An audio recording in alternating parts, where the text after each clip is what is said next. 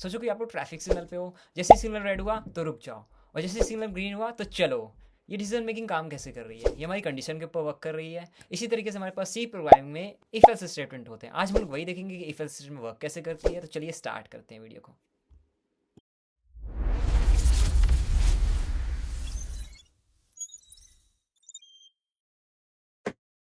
तो समझते हैं इफ एल्स इन सी।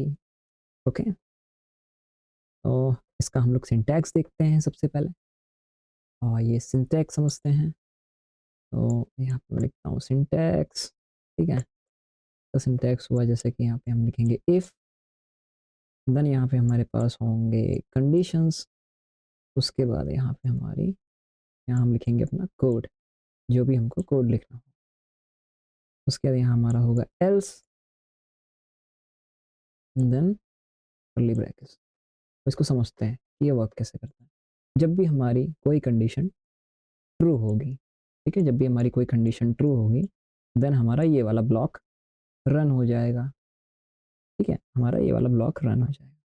और जब भी हमारी कोई कंडीशन फॉल्स हो गई, राइट, मान लीजिए हमारी कोई कंडीशन फॉल्स हो गई, गलत हो गई, तब हमारा ये वाला कोड नहीं, मतलब ये वाला जो ब्लॉक है ये वाला नहीं रन होगा, ये डायरेक्टली इसको रन करेगा।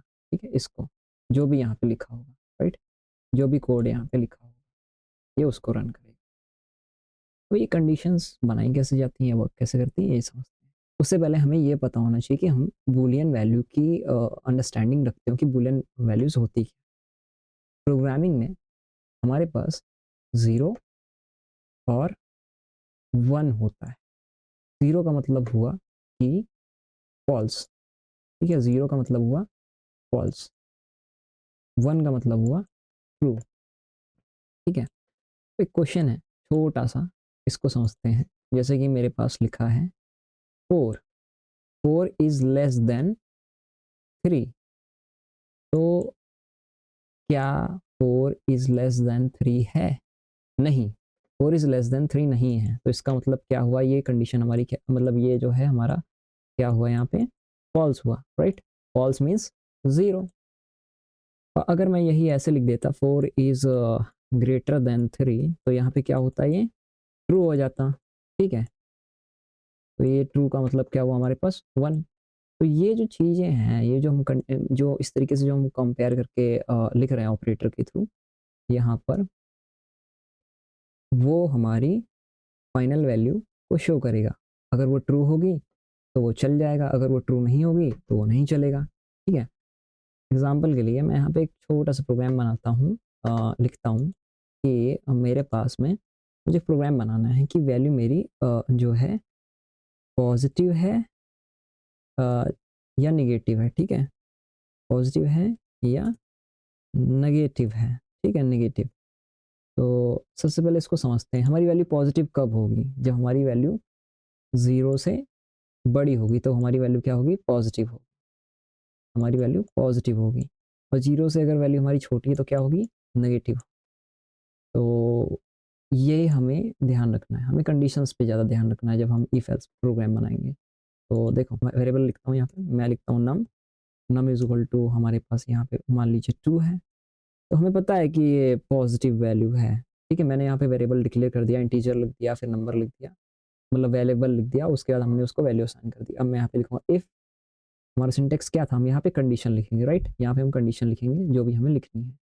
तो कंडीशन को हम अभी बनाते हैं और यहाँ पे हम लिखेंगे एल्स। ठीक है, तो हमारी कंडीशन क्या थी यहाँ पे जो हम लिख रहे थे कि नंबर की वैल्यू हमारी 0 से अगर बड़ी है, ठीक है, नम हमारा 0 से बड़ा है, तो वो क्या होगा, पॉजिटिव होगा।